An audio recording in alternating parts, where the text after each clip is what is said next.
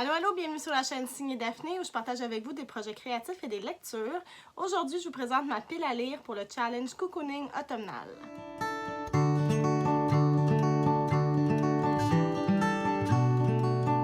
Bonjour tout le monde, j'espère que vous allez bien aujourd'hui. Alors, comme je l'ai dit en introduction, aujourd'hui, je vous présente ma pile à lire pour un nouveau défi livresque.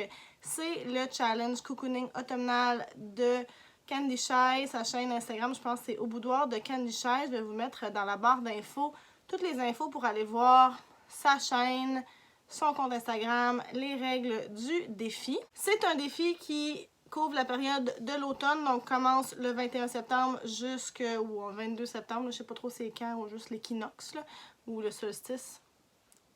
En tout cas, quand est-ce que ça commence l'automne. Et puis, ça va jusqu'au 21 décembre. Et comme je fais déjà le défi de Gimos, qui est le Pumpkin Autumn Challenge, je me suis dit que j'allais rester raisonnable dans mon cocooning automnal. Alors, avant que je commence à vous présenter les livres que j'ai choisis, je veux juste vous dire que toutes les informations sur ces livres se retrouvent dans la barre d'infos en bas, ainsi que toutes les informations pour venir me rejoindre sur les réseaux sociaux. Et j'en profite pour vous demander de vous abonner si ce n'est pas encore fait. Donc, pour le challenge Cocooning automnal, il y a plusieurs paliers selon le nombre de livres qu'on décide de lire.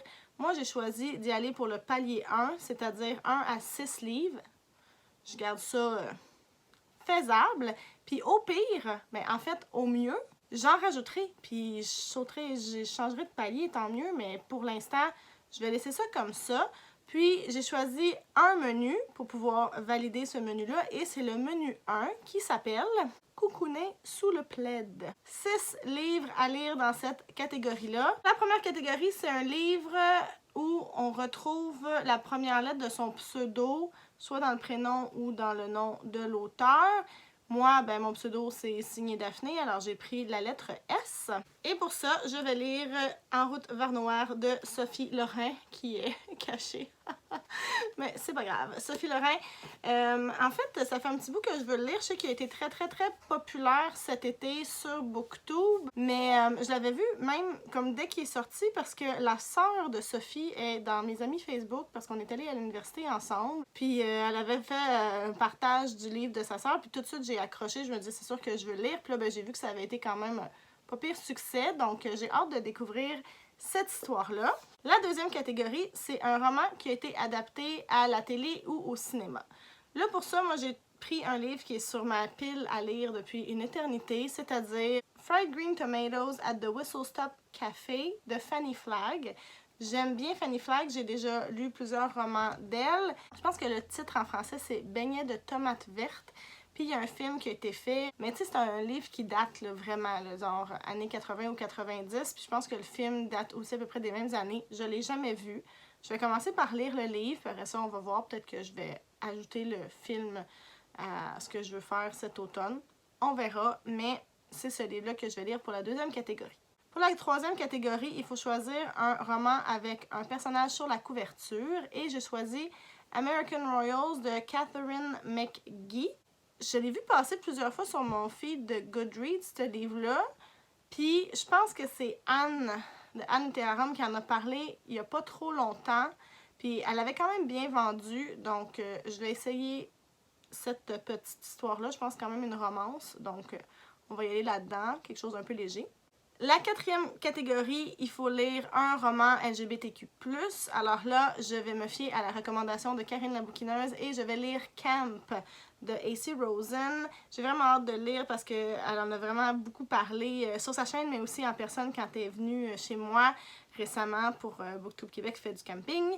Puis, elle a vraiment aimé ça. Puis je pense que c'est le genre de livre qui va me plaire. Alors, on va découvrir ça cet automne. La cinquième catégorie, il faut lire un roman contemporain. Alors là, j'ai pris Where'd You Go Bernadette de Maria Semple. Ça fait ça aussi un petit bout que je l'ai dans ma liseuse. Je ne l'ai pas encore lu, mais je sais que ça avait été vraiment populaire là, il y a quelques années. Alors, on va voir. Peut-être que ça va être un succès, peut-être que non. Qui sait. Mais je vais le lire cet automne. Et la sixième catégorie, c'est de lire quelque chose qui est un coup de cœur des lecteurs. Pour ça, j'ai décidé de faire un genre de crossover de ma pile du Pumpkin Autumn Challenge puis du Challenge Cocooning automnal, j'ai choisi de mettre Heartstopper parce que pour vrai, quand je classais mes livres selon le rating, là, selon la note qui a été donnée par les lecteurs sur Goodreads, ben Heartstopper était vraiment comme au sommet. On dirait que tout le monde a adoré. Ça a l'air d'être un grand coup de cœur généralisé. Je voulais déjà le lire dans mon autre défi, alors je le mets là-dedans. Ça va faire une petite catégorie de validé. Après ça, si jamais je réussis à lire tout ça, plus les autres lectures que je posais de faire, on verra. Peut-être que j'en ajouterai. Qui sait? Mais c'est ce que je prévois faire d'ici le 21 décembre. Alors, c'est ma pile à lire pour le challenge Cocooning automnal.